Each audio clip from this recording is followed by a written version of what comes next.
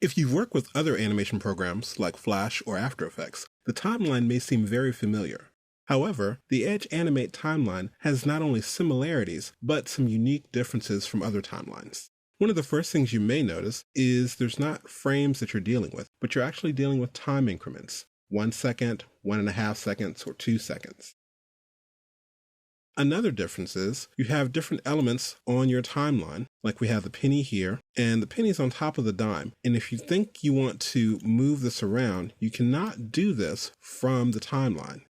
You have to instead do it in the elements area. If you click here and move this right below, now that changes, but you cannot do that from the timeline. Some of the buttons on the timeline are like the auto keyframe, which looks like a stopwatch here. Now, by setting this, anytime you move an element on stage or rotate it or change something, a keyframe is automatically added. You also have the auto transition mode. Now, by setting this button, anytime you've made two different keyframes, the computer will automatically give an in-between or interpolate the different positions in between the two keyframes. You also have the toggle pin mode, which allows you to reverse engineer any type of animated movement you'd like to do.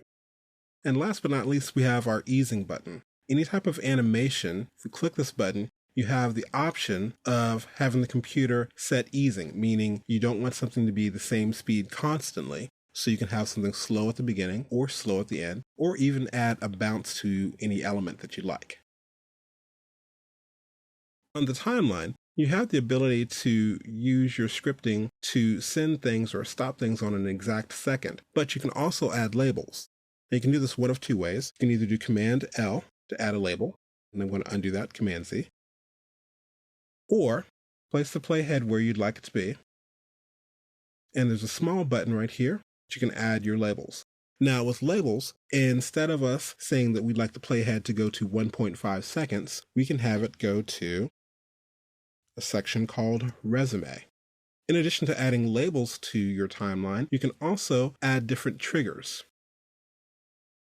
So there's a button right here to insert a trigger, and we can simply have stop codes here if we have an animation that's automatically playing. And we can edit this just by double-clicking and opening this back up.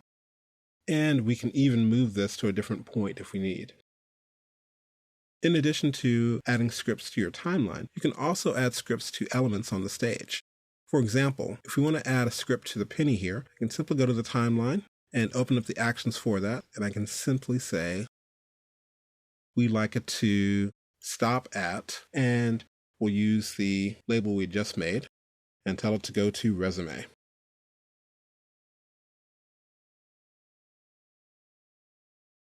Last but not least, if you want to stay a little more organized visually, you can go in and give each one of these element layers a color. So I can simply click here and change the color. And this way, anytime I have movement, we now see this full color that we have here. And if I decide to change this color, we can see all these working together. So there are plenty of ways to alter your elements using a timeline, and you'll probably be using this just as much, if not more, than using the stage.